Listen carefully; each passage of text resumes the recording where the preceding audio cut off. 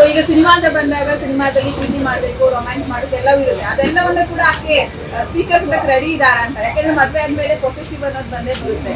ಅಲ್ಲ, ನನ್ನ ಪ್ರೊಫೆಷನ್ ಗೊತ್ತಿದ್ದೇನೆ ಒಪ್ಕೊಂಡಿರೋದು, ಹಾಗಾಗಿ ಎಲ್ಲದಕ್ಕೂ ರೆಡಿ ಇದ್ದಾರೆ. ಯಾಕಂದ್ರೆ ನಮ್ಮ ಕೆಲಸ ಬೇರೆ, ಪರ್ಸನಲ್ ಬೇರೆ ಅಲ್ವಾ, ಅವ್ರಿಗೆ ಗೊತ್ತು. ಸರ್, ಈಗ ಮನೆಯಲ್ಲಿ ಸಾಕಷ್ಟು ಅಂದ್ರೆ ಅರೇಂಜ್ ಮ್ಯಾರೇಜ್ ಆಗಿರೋದ್ರಿಂದ ಸಾಕಷ್ಟು ಹುಡುಗಿ ನೋಡಿರ್ತಾರೆ. ಬಟ್ ಪಾವನನ್ನೇ ಚೂಸ್ ಮಾಡಿರೋದು ಯಾವ ಗುಣ ನೋಡಿ ನೀವು ಇಷ್ಟಪಡ್ತೀರಾ? ನಾನ್ ಚೂಸ್ ಮಾಡಿಲ್ಲ, ಅಲ್ಲ ಅವರೇ, ಬಟ್ ನೀವು ಒಪ್ಕೋಬೇಕಲ್ಲ. ಎಲ್ಲಾ ಗುಣಗಳು ಇರ್ತಾರೆ, ಹೆಂಡತಿ ಆಗೋದು ಒಂದು ಗುಣ ಅಲ್ಲ ಅಲ್ಲ, ಎಲ್ಲಾ ಗುಣನೂ ಇಷ್ಟ ಆಯ್ತು, ಸಪೋರ್ಟಿವ್ ಆಗಿರ್ತಾರೆ. ಸೊ ಹಂಗಾಗಿ ನಾನ್ ಲಕ್ಕಿ ಅಂತ ಹೋಗಿಸಿದೆ. ಈಗ ಬಿಸ್ನೆಸ್ ಮಾಡ್ತಿದ್ರೆ ಅಂದ್ರಲ್ಲ, ಏನ್ ಬಿಸ್ನೆಸ್ ಮಾಡ್ತಾರೆ ಪಾವನ? ಅವರು ಬಯೋಡಿಗ್ರೇಡಬಲ್ ಮೆಟೀರಿಯಲ್ಗಳು ಬರುತ್ತೆ. ಈ ಪ್ಲಾಸ್ಟಿಕ್ಗೆ ಆಲ್ಟರ್ನೇಟ್, ಅಂದ್ರೆ ಪ್ಲಾಸ್ಟಿಕ್ ಪರಿಸರಕ್ಕೆ ವಿರುದ್ಧ ಅಲ್ವಾ. ಇದೆಲ್ಲ ಏನಂದ್ರೆ ಒಂದಷ್ಟು ದಿನ ಎಲ್ಲೇ ಬಿಸಾಕಿದ್ರು ಭೂಮಿನಲ್ಲೇ ಅದು ಹಂಗೆ ಮಣ್ಣಿನ ಜೊತೆ ಉಂಡ ಹೋಗುತ್ತೆ. ಪರಿಸರ ಪ್ರೇಮಿ ದರ್ಶನ್ ಅವ್ರನ್ನ ಕರೆದಿಲ್ವಾ ಸರ್? ನಿಮ್ಮ ಆಪ್ತರು ಕೂಡ ಹೌದು. ಗೊತ್ತು ಎಲ್ರಿಗೂ.